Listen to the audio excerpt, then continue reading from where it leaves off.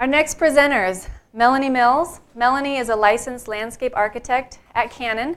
She specializes in the design and implementation of high-performance landscapes where low-impact development systems are an integral feature.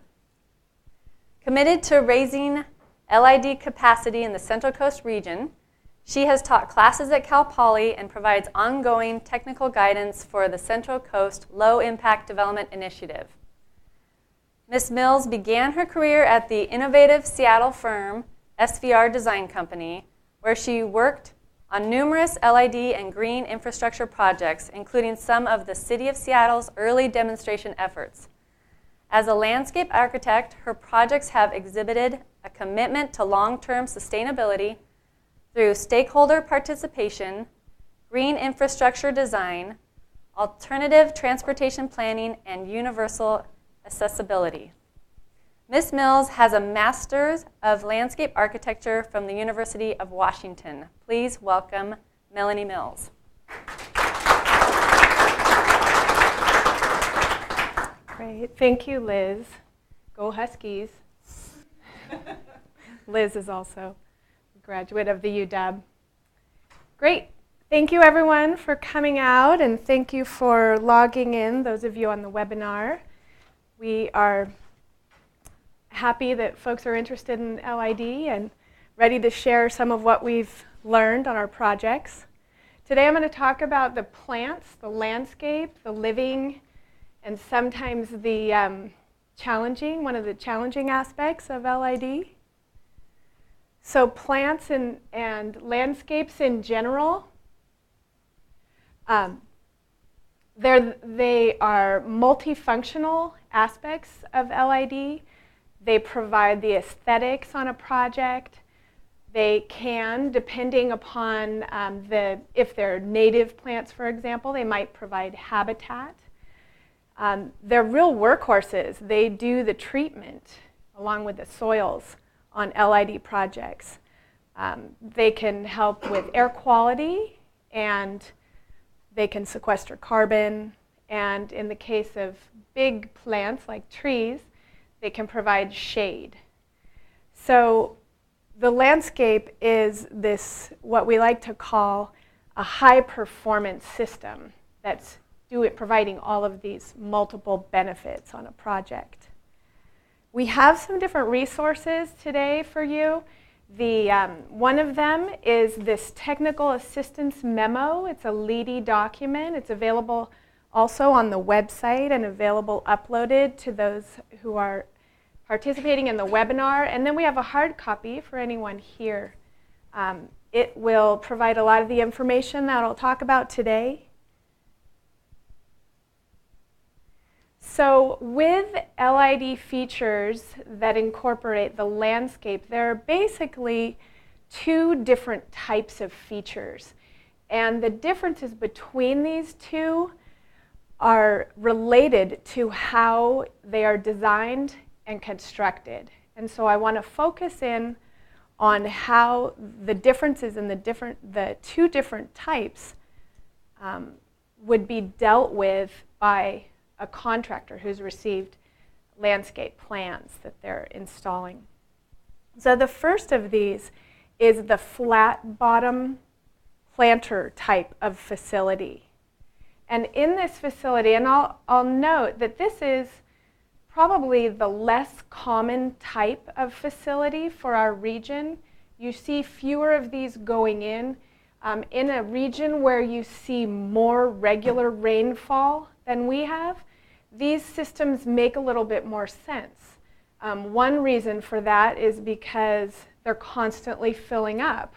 And they're sort of, from a design standpoint, they're revealing this process and the function that the feature is actually performing, which is great. It's something people can see it happening. It's filling up. Around here, though, where we have fewer storm events and they're not filling up as often, what you end up with is a planter facility with kind of deep curb walls on the sides that's not filling up very often, and the plants are pretty far down. So, and that's for most of the year. Maintenance-wise, that thing can fill up with garbage, things might get into it more. So they're sometimes, I think, less appealing from a design perspective and a pedestrian or user sort of interface. So you don't see as many of these. But back to the differences between these two.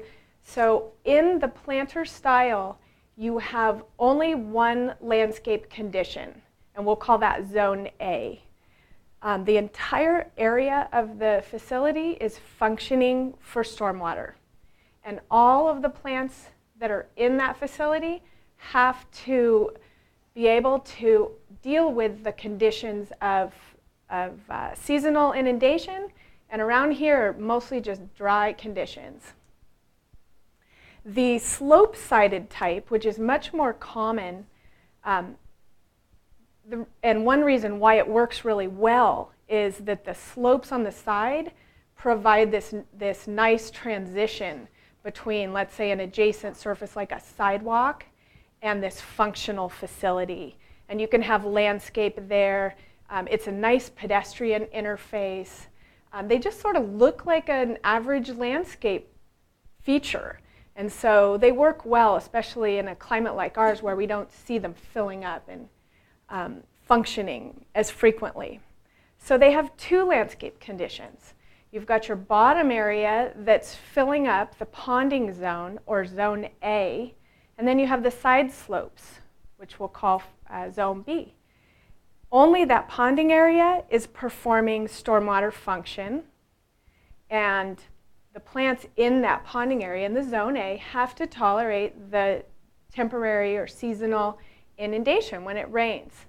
The side slopes really are a conventional landscape, and the plants that are chosen for that area are up to the designer. A few things that you would want to consider that would be different in a bioretention, slope-side bioretention facility from a regular landscape is that it will also have that bioretention soil mix. So you're going to have, depending on what the mix is, but probably concrete sand mixed with compost. So it's a real sandy, quick draining soil, and so a landscape architect would want to take that into consideration in selecting plants for that area. You're also going to see potentially some erosive flows at the inlets, and so you would want to use plants that could tolerate those erosive conditions.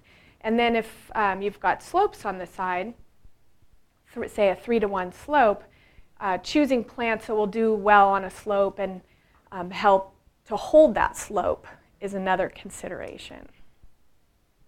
So as we start to think about moving from design to construction, I just want to back up a little bit and connect the dots. So it's critical that these facilities, in order for them to function into the future, it's critical that from the very beginning, the design information provided by the civil engineer is accurate and clear to the individual who's designing. So the landscape designer receives a plan. This is just a little screenshot of a CAD screen. On the left arrow is pointing to an AutoCAD line that indicates the ponding, the limits of ponding. So that tells the designer where I need to identify plants that can tolerate the ponding or Zone A plants. I've just added a little highlight to the right side so that you can see that would be the area that would require the Zone A plants. And then the designer needs to provide for the contractor a plan that clearly identifies plants within that zone that are appropriate. So what kind of plants are appropriate? The plants that can survive in Zone A are kind of a tough crowd. They need to be able to handle standing water after storms, and of course if the system is designed correctly, the standing water will infiltrate, and so it's not going to be standing for longer than, say, 48 hours. So in a well-designed facility, the plants would have to be able to tolerate that. There is a plant list that is available on the Low Impact Development Initiative's LEDI's website. We have a copy for you here today, and we are also making it available for those on the webinar. This is a plant list that was developed trying to create a relatively short list of high-performing plants that are tolerant of both inundated conditions but also drought. Because you can find a lot of plants that will deal with the inundation, but they pretty much want to be in a wetland most of the time. And so around here with the drought conditions that we experience and not wanting to put excessive irrigation on systems, we're looking for plants that are going to be tough in the arid climate that we live in. The plants on this list are also relatively low maintenance plants. Most of them are native, although some are not, and that's okay. It's all right to have include plants that are non-native. You just want to make sure, designers want to make sure that they're not introducing invasive species. So good background check on those non-native plants is important. The plants on LEDI's list are also not plants with aggressive roots that would be an issue in, with bioretention systems. And typically they exhibit an attractive appearance. A good example of a bioretention workhorse plant is this Juncus patens. And there are many, many Juncus species. Some of them are more drought tolerant than others. This one is a tough plant. If you hike around here, you'll see it in little teeny seeps in tough conditions, full sun, clay soils, and it'll survive through all of our months without rain. So it does well. And then some of the cultivars of this Juncus patens, for example, are quite attractive, like really blue, kind of a nice architectural plant. So this is one that you see a lot in projects. So getting back to the construction aspect of this and taking designs and transitioning successfully into construction, installation, and then the related maintenance of those systems, there are times on a project when you will have a plant list and a contractor will look for the plants on that list, and they might normally work with a nursery that carries the plants that are most commonly requested. And they might not have a big, they might just always want to work with the same couple of nurseries. In the case of these projects, they may need to go outside of their normal supplier list. And we did see that on 21st Street, where even with quite a bit of warning and requesting that orders were placed in advance, we still got close to the end and discovered that some of the more specialty plants they couldn't identify. Luckily, we have a resource, which is the LEDI vendor list. And on here, you can find suppliers in our region that stock these plants. And so it's interesting because we were able to point the contractor to a list of suppliers known to carry these plants, and sure enough, all of them were available. So sometimes just providing additional resources for contractors will work out some of those issues that come up during construction. The LEDI vendor list is available in an Excel document, and it's searchable, sortable. It's available on the LEDI website, and we'll also upload it today for the webinar participants. It includes materials for other aspects of bioretention as well, the aggregates,